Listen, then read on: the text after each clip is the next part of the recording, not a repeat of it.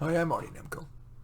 Maya Angelou wrote, "When someone shows you who they are, believe them the first time."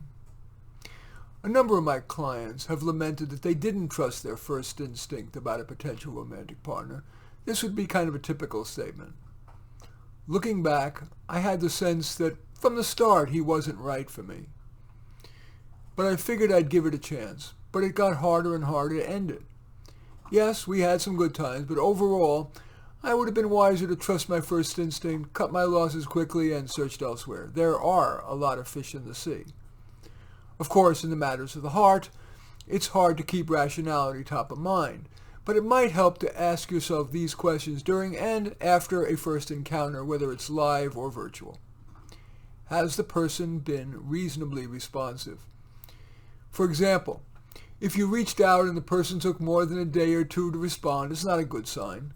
It could mean that he or she is irresponsible, impolite, or, as they say, not that into you. Does the person seem kind? For example, does he or she ask about you rather than overwhelmingly talk about him or herself? Does he or she seem sensitive to your needs? For example, it would be a good sign if at that first coffee date, seeing the sun shining in your eyes, saying, "Hey, let's find another table where neither of us is facing the sun." Does the person offer to pay, but if you insist, says something kind like, "Okay, let's split it," or "How about I pay this time and you can pay the next?" Of course, the person shouldn't be a doormat. The goal is to find someone who cares about him or herself and about you. This is merely an observation that makes sense to me. As we get older, our facial wrinkles tend to reflect our dominant demeanor. A face with corners of their mouth upturned may reflect a general upbeat personality. A downturned corners might reflect a sad or angry temperament. The next question you might want to ask yourself in creating your first impressions is this person inappropriately forward? It's rarely a good sign if a person too quickly proposes sex, makes very intimate disclosures, asks you to do so, or suggests you marry. That could imply desperation, lack of emotional intelligence, or not caring whether that person makes you feel uncomfortable.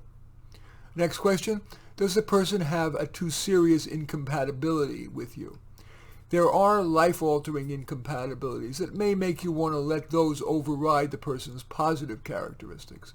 A common example would be if you want kids, or if you want a long-term relationship and kids, and that person doesn't. Or the person has kids, or has a significant physical or mental illness that you don't want to take on. Compatibility of intelligence also matters, especially in a long-term relationship. Too low a level of intelligence, and you may come to disrespect the person's statements and behavioral choices.